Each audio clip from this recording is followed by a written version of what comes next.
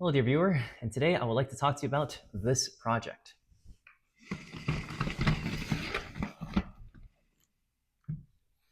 As you can tell, it's a cat wheel. This is a completely original designed cat wheel that I have made out of PETG, some metal screws, cardboard, and some wheels which I stole from a chair at our clinic.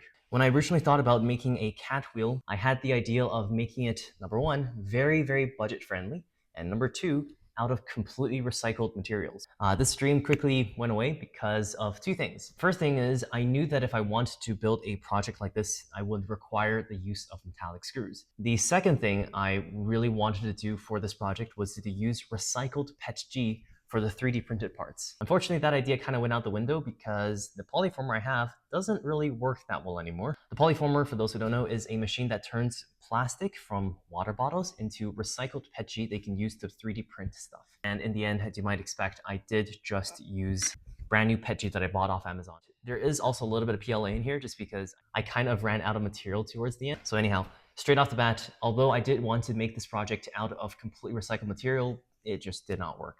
In any case, I did end up being pretty faithful to the first priority of the project, which is to keep costs as low as possible, because I really just had to pay for the metallic screws and the PETG I needed to print for everything else. With that said, this project was still kind of expensive, but not in terms of a budget for the materials.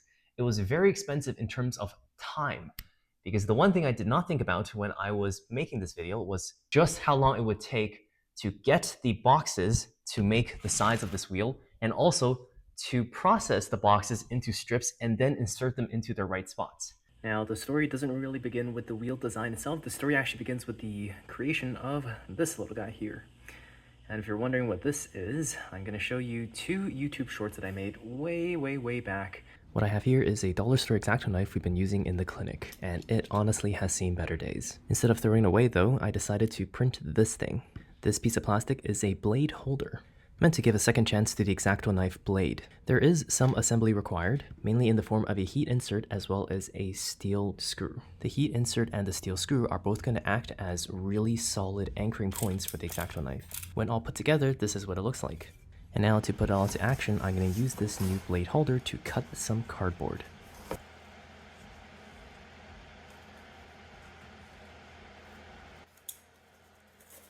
And honestly, it was a complete failure. The only cardboard I would cut are very thin ones. If you used a lot of elbow grease, you could make it work, but honestly, that's not what I'm going for here. And so naturally, I went back to the drawing board and created this, the Cardboard Cutter V2. Version 1, version 2. So this is the version 1 of the cardboard cutter, and there's a couple of things that were really wrong with this design. First thing is, this is currently a 90-degree angle with the cardboard. We want it to be 45-degree angle because instead of the blade and the cardboard touching like this, we wanted to slice through it. This new one is at a 45-degree angle. The second thing is, this is too long. There's a lot of surface area that's touching the cardboard and the plastic, and that induces a lot of friction. The easy way to fix this, just make it slimmer. So instead of being this thick, this is now going to be just this thick. The assembly process is about the same as the last version. There is one heat insert and one steel screw. With it fully assembled, let's try it out.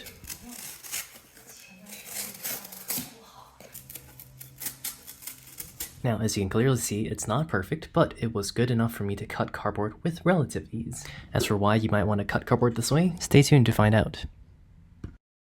Last time you saw me source my clinic for a X-Acto knife, which I turned into this cardboard cutter. Then I sourced a whole bunch of cardboard for my clinic and made a whole bunch of these things. And as a proof of concept to a bigger project I'm currently working on, I decided to make these. Aslan, you here to demonstrate? Oh no, you're here for pats. Come on, Aslan. Try it.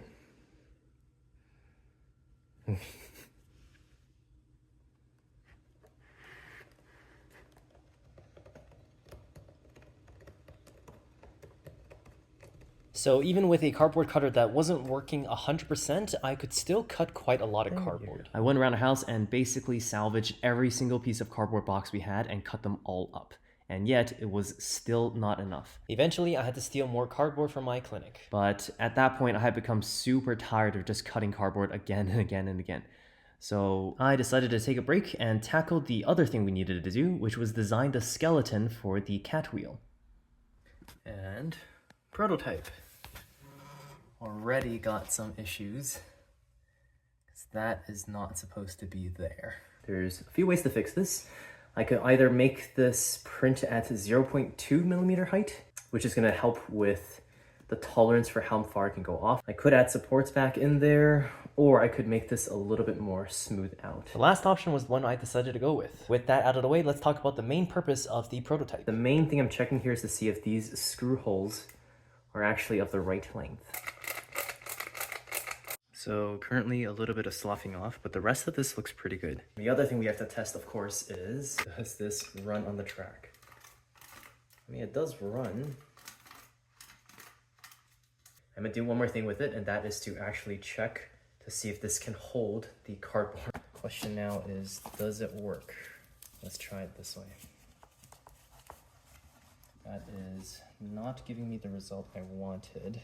Okay, I think I know what I did wrong. Here is a prototype of a flat version of the catwheel, which is to say, unlike this version where it's meant to be kind of slanted, this one is just completely flat. And this one, if I push it, you can tell that this is actually pretty sturdy. And that's kind of the idea. This can be sturdy. However, whenever you introduce a slant, it's no longer just the same thing, because this is technically the same length, but if it's slanted, I'm guessing there's different properties I need to account for. And there's two ways I know how to adjust for this. So the two options are, number one, I increase the length of this one to make it even wider, or option number two, I cut thinner strips. Fixing up the thickness thing sounds much easier, so this is the quick and simple way of fixing the problem we had. This thickness added by this plastic piece, it kind of fits exactly the width of this thing.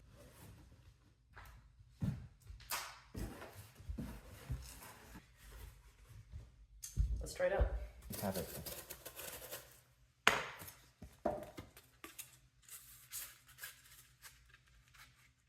Aha. Perfect. All right. Problem solved. A little bit stiffer on this side, but still seems pretty good. One of the biggest fears I have for this project is that the cardboard here is going to be too weak to actually hold this up, but I mean, come on, look at this. And with that pretty much out of the way, the next thing to do is just to cut even more cardboard. Just a quick tip here, if you are ever doing this project for yourself and you run out of cardboard boxes, consider going to your local supermarket. They usually have some leftovers. After a huge session of cleaning out a whole bunch of cardboard, I got really sick of this process and had to take a break. And this time when I took a break, I decided to work on the next problem, which is working on an adapter that could use the wheels from the chair I salvaged. Wheel prototype. So yeah, these got the screw size, right? Here's the prototype. It's just a small cutout of the final piece, and the main thing I'm doing here is to check the threads. And that is the perfect fit for this to not move around much as well.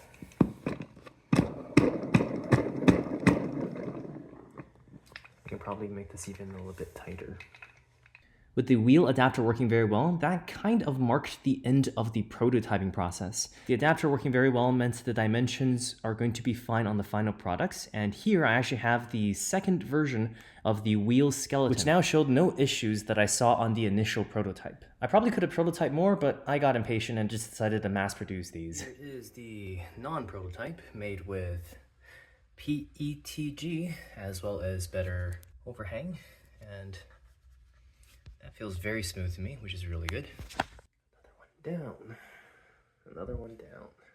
After printing about half of the segments for the first ring, it dawned on me that I don't actually know if the structural integrity of the PETG was enough to hold itself up. So I decided to test that a little bit by just assembling the half ring.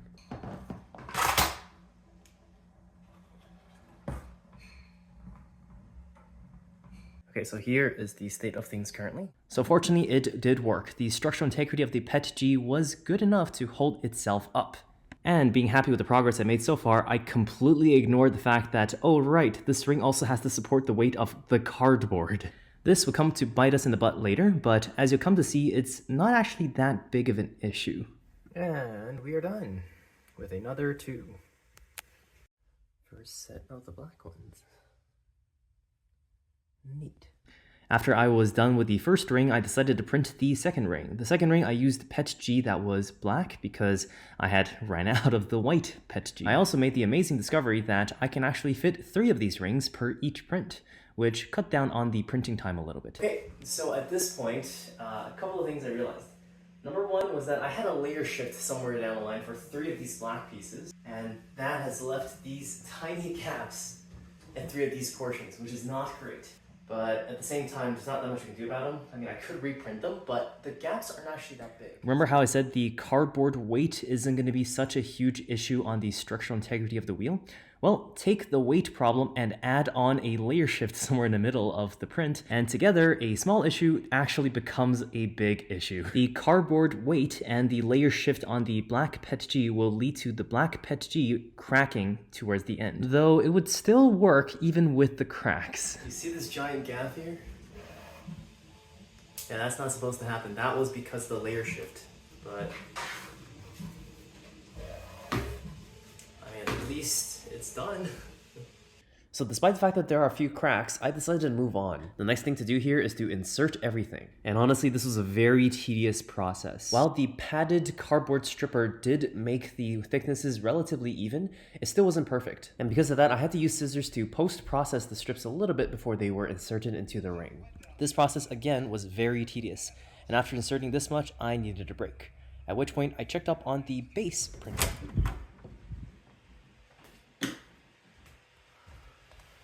Huh, neat. So that's a lot of snow. And because of this amount of snow, power went out.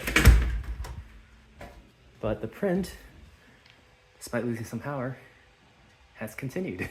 Quick update on everything. I've decided to plug all of these into the wheels on every other one so far, just to kind of get a hint of how things go.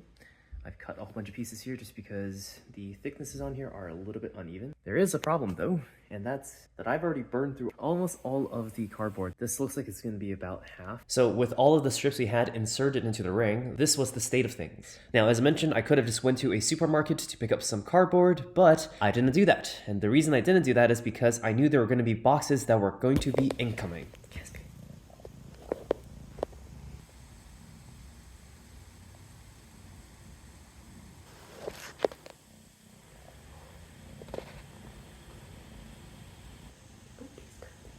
Paws are on my foot and his nails are sharp. So yeah, we got a second cat. And with new cats means new purchases on Amazon. This is Caspian. He's a new cat that we got. And he's like 4 or 5 months at the moment. For this little guy here, we bought the Surf Shack, which is just a cardboard box. Bought a new litter box. Bought this thingamajig. We bought the cat tree. All of which came in Amazon boxes, all of which are made out of cardboard. I'm gonna turn those cardboards into materials for the catwheel.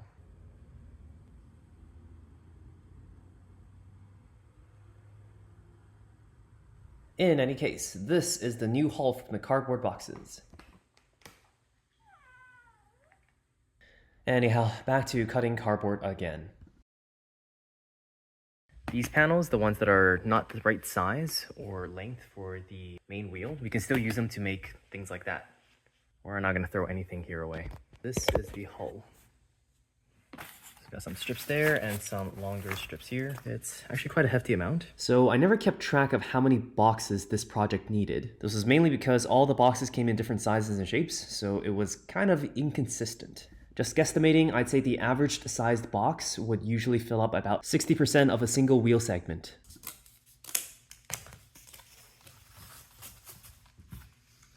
Okay, there you have it.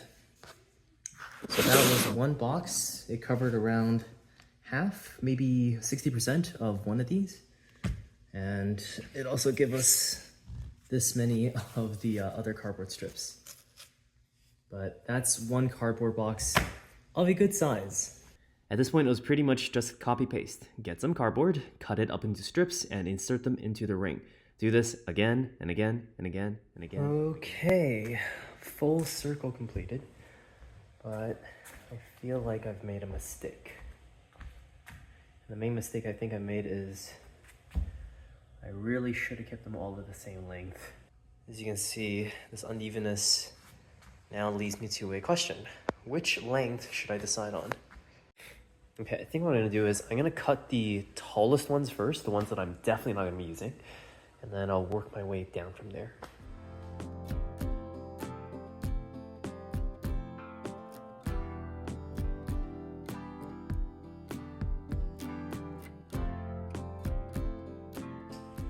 And now here is what it looks like at the moment.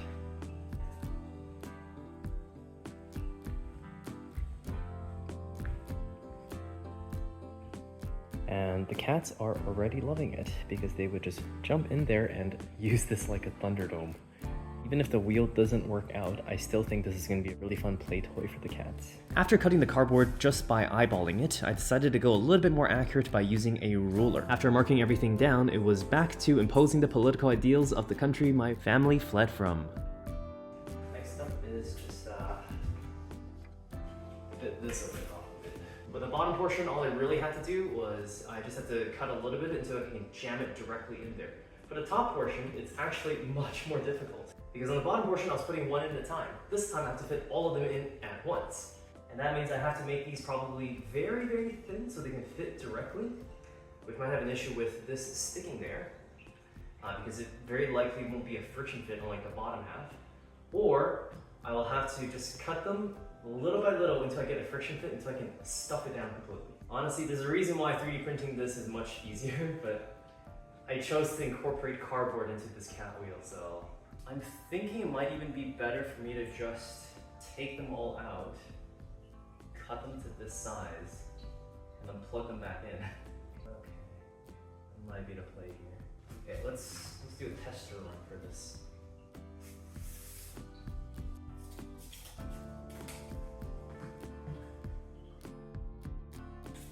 Alright, that is the first piece done.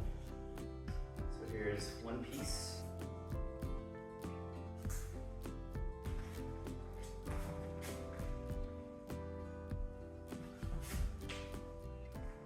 Cardboard is rather forgiving, and if any of these parts break, I can pretty easily replace them with just with some more cardboard.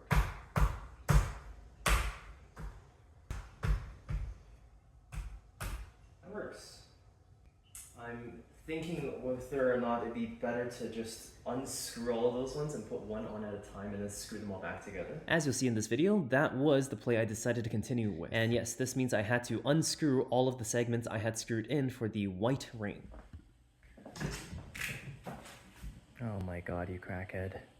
Well, most of the wheel is done. We got two more left, but oh my god, this is taking forever. I wonder maybe I can put some of the screws back in to see if it actually still fits in place before I put the last two in.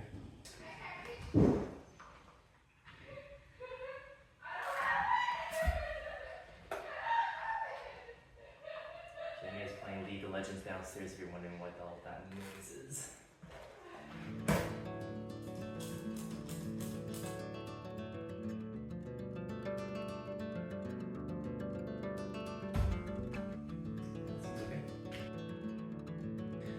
Okay, on second thought, my drill ran out of power, so we're gonna have to continue this another day.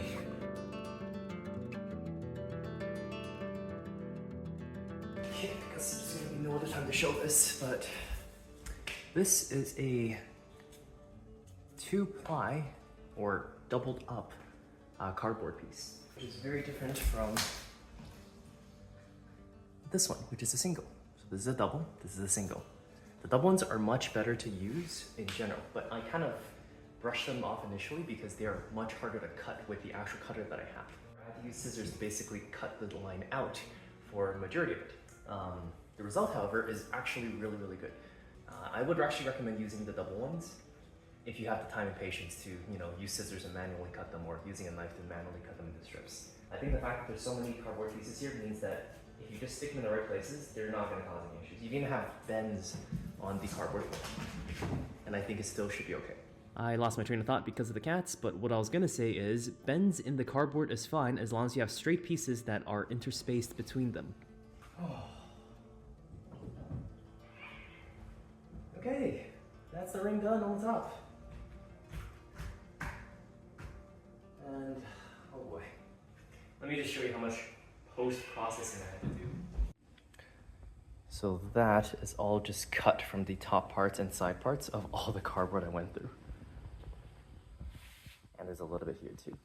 Yeah, I need to clean all of this up. So, and we're done. Oh my God, was that a lot? So that was the first screw right there on the top. There's one more screw on the bottom. I might save that for later just because I need to go to work. It's actually the morning of one of my work days.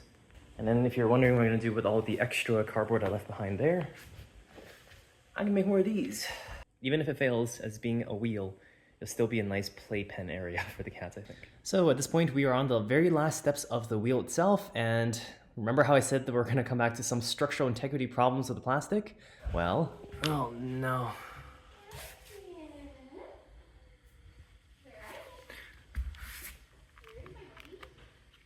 Any other parts? This one's a little bit cracked. Okay, so currently there's a few pieces that are broken here, but let's do a test run. Because I just want to see if, even in its current state, it's something.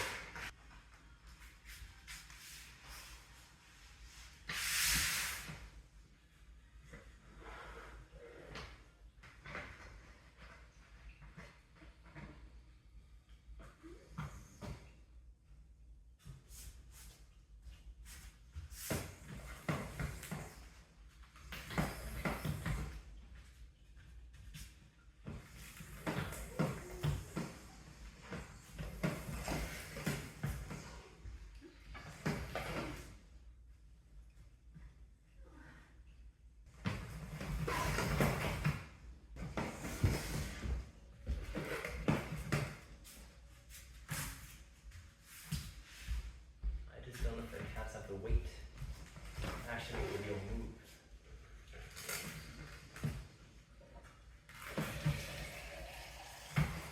Aslan, come here. Do you work? Wait, which tree in front?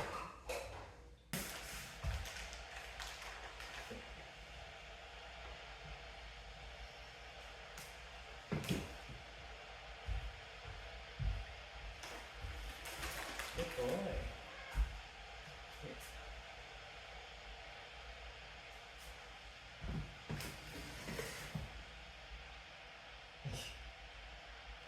Higher.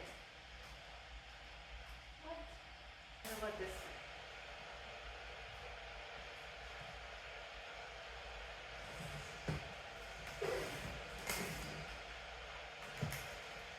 It's too heavy. Yeah, I realize that.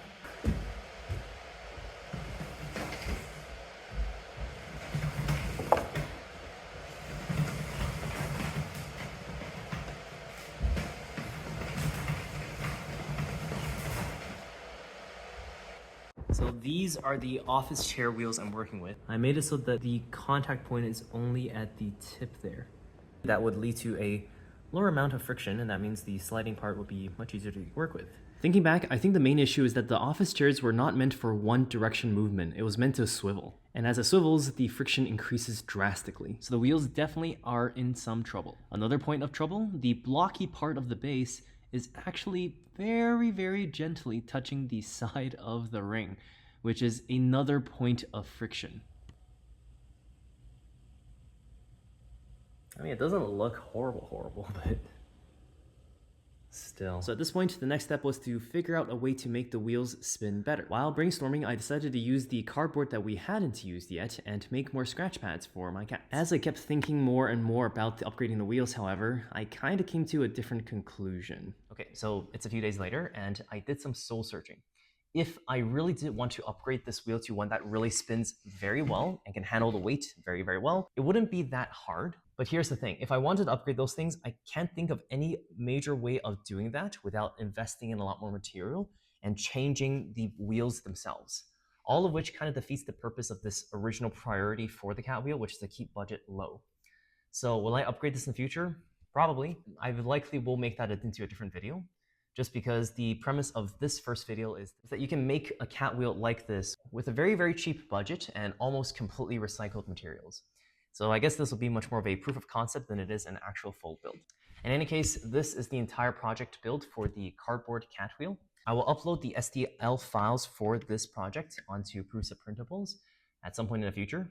And if you want to build it yourself, like I said, it's a very cheap project. It's honestly pretty fun, but just note that the processing of the cardboard, as well as just accumulating that much cardboard, will take probably the most amount of time for this entire project. Which way? Rolling.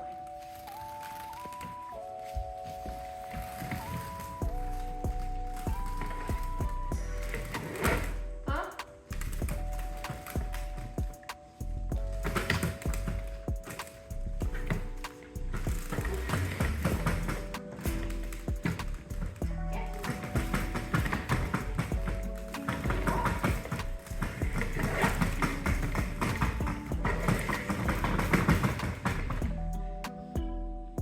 I mean, it sorta works. You do it for them. Yeah, it's just too much friction. Yeah. How do you fix it? Better wheels. I'm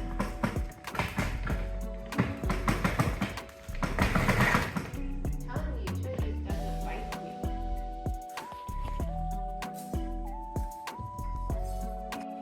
3 over there. I think there's 1 upstairs, and that is 4 over here. There's actually 2 other ones I made, but one of them Caspian threw up on, so we threw away, and the other one I think is downstairs. If you're wondering what I did with the polyformer, here's my 3D printing room, and in that corner is the polyformer.